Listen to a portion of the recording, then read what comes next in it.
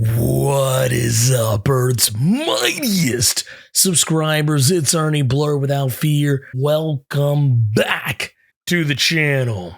Okay, so today's video, I almost made this a members exclusive video. I've been working on a lot of members exclusive content. I almost made this a members exclusive video, but I figured since so many people kept asking me about it, since so many people kept talking to me about it, why not just give it to everybody? And that's what we're doing. Today's video, we are going to be talking about the truth about Kitty Pryde. There's been a lot of speculation as to why Kitty Pryde, Kate Pryde, cannot be resurrected on Krakoa, why she's had all this issue since Krakoa became a thing, all this stuff. We're going to talk about it, and I'm going to give you some reasons as to why a lot of the theories being thrown around don't work. We're going to talk about all that and more right now, but first, let's hit that intro. Word to wise, grass only greener when it's fertilized.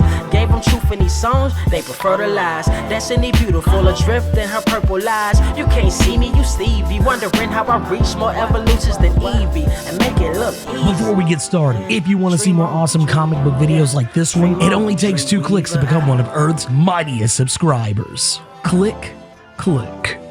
Let's go and get the first thing out of the way right off the bat. Let's get this whole Neo business out of the way right now. To understand what I'm talking about here, let's talk about what Neos are. They are essentially what is considered to be, I guess, a next evolutionary step in mutants, more or less. They first appeared in X-Men Volume 2, number 99, back in the year 2000. Considering the status of mutants today in Jonathan Hickman's, post-House of X-Men titles, the Neos aren't that different from how people technically perceive the X-Men right now. They are essentially mutants who've decided that, yes, we are better than everybody else. We are the next step in human mutant evolution, and we are going to be the ones who inherit the Earth, even if we have to destroy or get rid of every other human or mutant on the planet. They were supposed to be stronger, faster, more powerful, more durable than normal mutants. They were kind of made out to be this really big deal. Now, during X-Men Volume 2, number 100, Kitty was referred to as a Neo by another Neo character named Seth. Seth was of the mindset that Kitty was in fact a Neo, whether she recognized it or knew it or not. And this has led to a lot of confusion among X-Men fans, but here's a cold dose of reality to let you know that this isn't the case. And there's more than a couple of problems with his theory, chief among them being that Seth was the only one who believed it. Even the other Neos didn't really believe what he was selling. And during Giant Size X-Men number 1, not the 1974 version, I'm talking about what I guess would technically be X-Men Giant Size number 1 that came out in 2012, we learned that the Evolutionary has come to Earth and he has destroyed all Neos. He literally just disintegrates them all. It basically pulls a Thanos from Avengers Infinity War. He snaps them all out of existence. And I don't just mean the Neos that were in front of him, but Neos everywhere. And guess what? Kitty was still around. Kitty is unique in the sense with, comic book characters that I don't really ever recall her dying at any one point in time, not legitimately,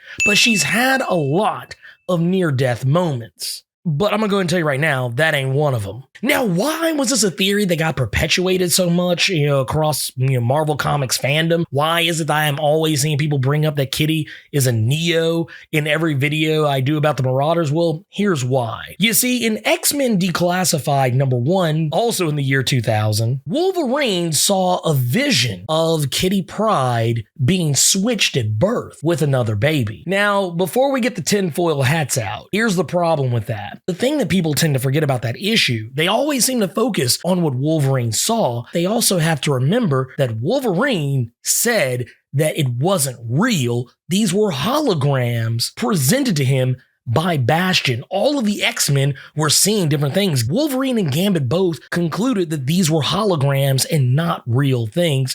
They were used by Bastion to deceive the X-Men, and for those who forgot who Bastion is, he was a whole-ass amalgam of a Nimrod and a Master Mold that passed through the Siege Perilous. So that Neo theory, yeah, it's dead in the water. Now, if Hickman decides he wants to actually pick that up, bully to him, but I don't think it would be a wise decision. Now, another reason why people think that Kitty or Kate, whichever you prefer, I actually prefer Kate now. Kitty seems kind of belittling to someone who is a grown-ass woman, but anyway, for Kate, a lot of people have been hedging their bets on the Black Vortex. Now, for those of you who don't know what the Black Vortex is, it is a crossover that came out in 2015 between the Guardians of the Galaxy and the X-Men. The Black Vortex is essentially a mirror that can unlock the cosmic potential in the people who look into it, but only after they offer their total submission to the Black Vortex itself. The Vortex can giveth and it can taketh away. It can make a person the most powerful version of themselves or take that power away. We saw this in the Black Vortex story arc because during Legendary Star-Lord number 11, in that crossover, Kate gave herself over to the Black Vortex, increasing her power, allowing her to do things she'd never been able to do before. She was encased in Thane's Amber mere issues earlier and had to struggle to phase out of it. But once she took on the Black Vortex, she was able to phase the planet Spartax out of Thane's Amber. Not only that, since then, she's done tons of other feats, like phasing the entire planet so that a bunch of giant tungsten bullets that would come crashing down to the Earth passed right through it. She also phased an entire skyscraper through another skyscraper as it was falling to the ground. Now, the problem with this theory is that the Black Vortex isn't permanent. Even though Kate kept the power, eventually, over time, it wears out. We learned this in Guardians of the Galaxy Volume 4, number 9, in 2016, when Gamora tells us as much, that yes, the power, once you wield it, you keep it, but over time,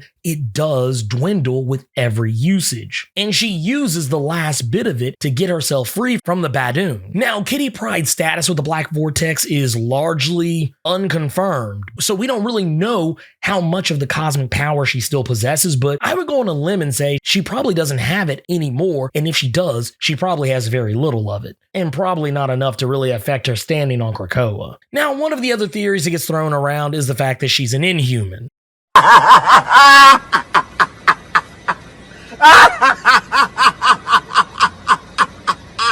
And yet another theory is that she's an external. Now, I'm going to go on a limb and say, no, I don't think that's the case. Honestly, the externals were kind of a thing that Marvel doubled down on back in the day, but I just don't see it being a thing anymore. And honestly, it seems kind of pointless to have externals around when you have resurrection protocols. Now, granted, now that we're looking at a whole ass dead Kate Pryde, maybe my mind could technically change on that, but I just don't really see how the externals could fit into Hickman's House of X universe now. This Dawn of X universe that we're reading right now just doesn't make sense. And though, yes, externals are still a thing, we still see a whole ass Apocalypse walking around. This stuff has technically even been talked about in Excalibur recently, but yeah, I just don't see her as I just don't see Kate as an immortal. Besides, one of the key elements of an external is that they're immortal, and they can only be killed by other externals. And there's a whole bunch of other stuff that has to go into play too in order for externals to stay dead. And I'm sorry, just none of those things are adding up. Now, the other thing people have brought up, and I actually think this is probably the most credible of anything anyone's brought up, is what happened during Hunt for Wolverine Adamantium Agenda in the final issue, number 4, where Iron Man gets a hold of Mr. Sinister's enormous human mutant DNA database. He discovers that there is a mutant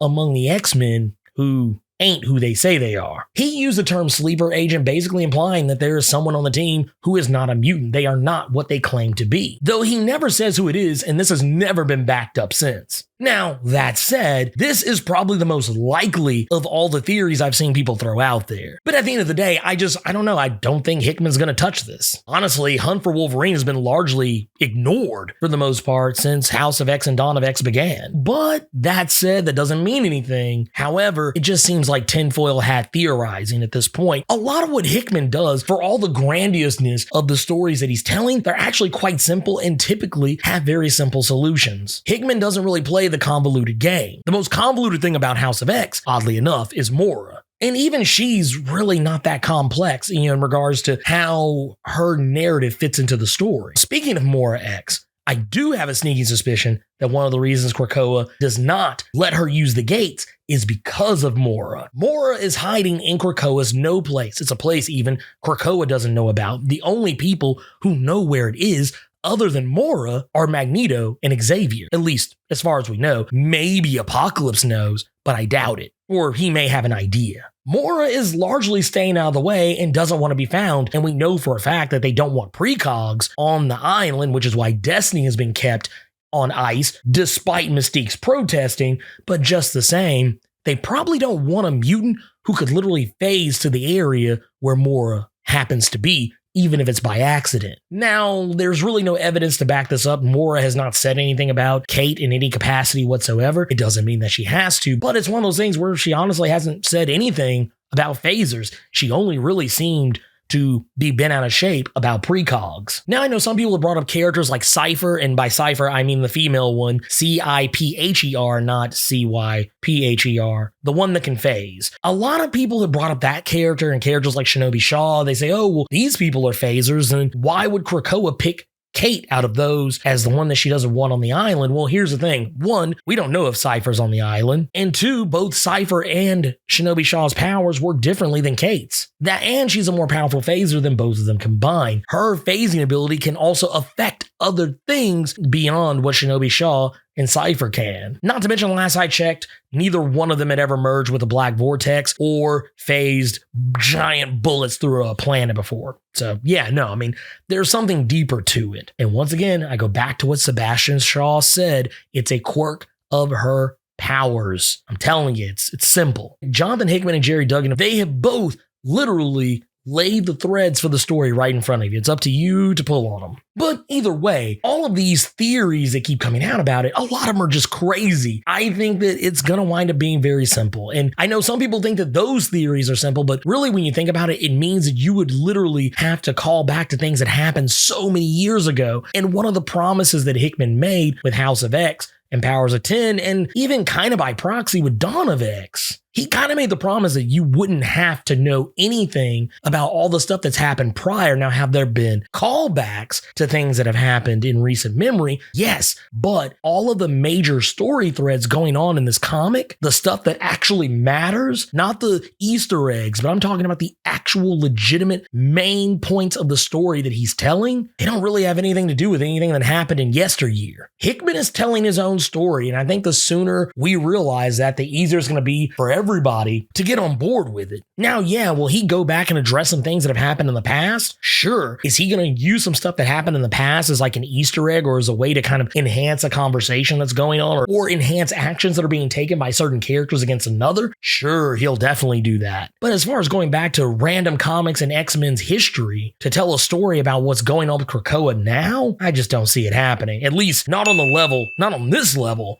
that people are talking about. But anyways, I already know a lot of your theories. You're probably going to throw the same ones right back at me, and that's fine. That's cool. That's kind of what this is for, but I'm just here to tell you that in advance, some of them just may not be true. But anyways, let me know what other ideas you have about Kate Pryde and why Krakoa has essentially rejected her. Sound off in the comments. So hey, you made it to the end of the video. Awesome for you. If you enjoyed this video, and if you made it this far, I don't see how you didn't, do me a favor. Hulk smash that like button. And if you want to see more awesome videos like this one, make sure you click subscribe so you can become one of Earth's mightiest subscribers, and tap that bell so you know when I post up. Also, feel free to go check out my Patreon, where if you chuck in $1, you can get early access to most of my videos up to a week early. And if you have time, make sure you swing by nerd901.com, where you can find more of my content as well as other amazing stuff. Anyways, until next time, I love you 3000 plus Ultra!